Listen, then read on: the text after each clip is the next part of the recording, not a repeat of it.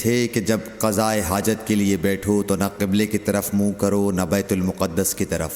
یہ سن کر عبداللہ بن عمر رضی اللہ تعالی عنہ نے فرمایا کہ ایک دن میں اپنے گھر کی چھت پر چڑھا تو میں نے حضرت صلی اللہ علیہ وسلم کو دیکھا کہ آپ بیت المقدس کی طرف منہ کر کے 2 اینٹوں پر قضائے حاجت کے لیے بیٹھے ہیں۔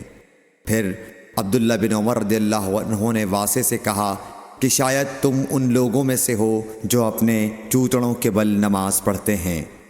تب میں نے کہا اللہ کی قسم میں نہیں جانتا کہ آپ کا مطلب کیا ہے۔